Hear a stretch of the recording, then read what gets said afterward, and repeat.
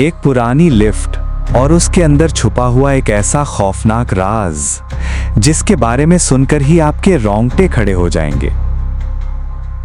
कहते हैं इस लिफ्ट में जो भी रात के वक्त फंसता है वो कभी पहले जैसा वापस नहीं लौटता। ये कहानी है एक खून जमा देने वाली लिफ्ट की, एक डरावनी सच्ची कहानी जो आज भी उस बिल्डिंग में गूंजती है। मेरा नाम रवि है। मैं गुरुग्राम की एक बड़ी आईटी कंपनी में काम करता हूं। ये कंपनी एक 14 मंजिला कमर्शियल बिल्डिंग में थी और हर रोज मुझे इस बिल्डिंग की पुरानी लिफ्ट से ऊपर नीचे आना पड़ता था।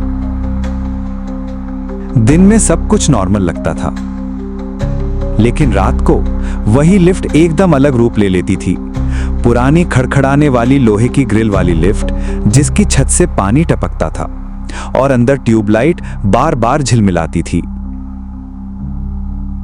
मैं अक्सर देर तक काम करता था, लेकिन एक रात करीब 12:15 बजे जब मैं लिफ्ट से नीचे जा रहा था तब मुझे एहसास हुआ कि इस लिफ्ट में कुछ ऐसा है जो इंसानी नहीं।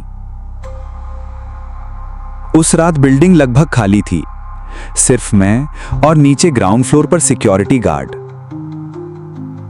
मैं 14वें फ्लोर से लिफ्ट में घुसा। जैसे ही लिफ्ट नीचे चलने लगी, अचानक 12वें फ्लोर पर अपने आप रुक गई। मैं चौंका। दरवाजा धीरे धीरे खुला। सामने अंधेरा ही अंधेरा था,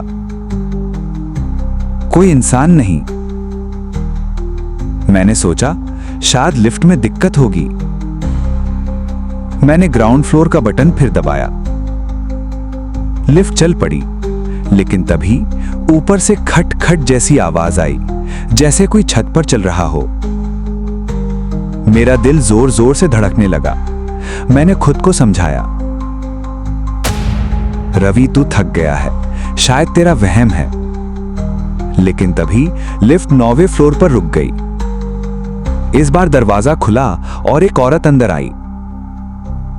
सफेद सूट पहना हुआ, लंबे खुले बाल और चेहरा आधा अंधेरे में। उसके आते ही ठंडी हवा का एक झोंका लिफ्ट में घुसा। मैंने डरते डरते पूछा, मैडम आपको कौन से फ्लोर पर जाना है? उसने मेरी ओर देखा और हल्की सी मुस्कान दी, लेकिन उसके होंठों पर खून लगा हुआ था। मैंने तुरंत नजरें फेर ली। दिल तेजी से धड़क रहा था। लिफ्ट चल रही थी, लेकिन इस बार उसने बटन दबाया ही नहीं था। फिर भी लिफ्ट सीधा नीचे की तरफ जा रही थी।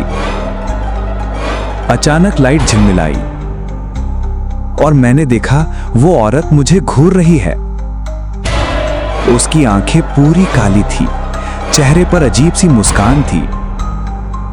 मैं घबराकर पीछे हटने लगा।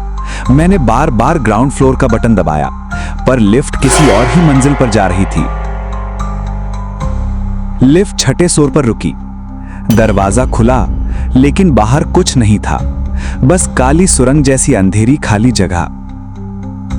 लिफ्ट अचानक बंद हो गई और तेजी से गिरने लगी। मुझे लगा जैसे मैं खाई में गिर रहा हूं। उस औरत ने धीरे धीरे कदम बढ़ाए और मेरे पास आने लगी। उसकी आवाज भारी और डरावनी थी।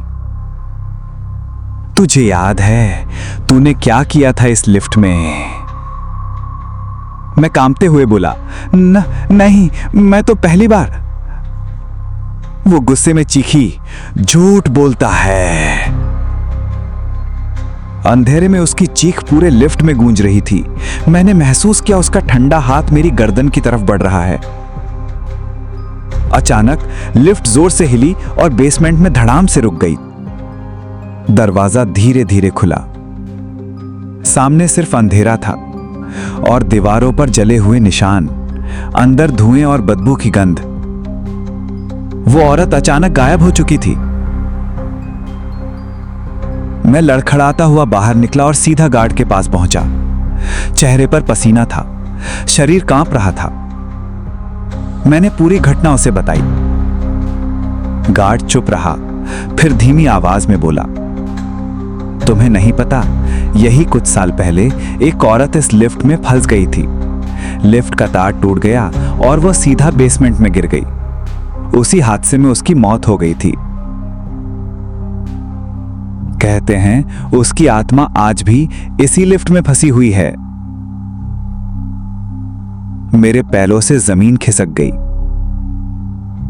उसके बाद से मैंने ठान लिया कि रात को कभी उस लिफ्ट का इस्तेमाल नहीं करूंगा, क्योंकि आज भी जब कभी रात को बिल्डिंग में सन्नाटा होता है तो उस लिफ्ट से खट खट की आवाज आती है, और कभी कभी तो अंदर से औरत की धीमी हंसी भी सुनाई देती है।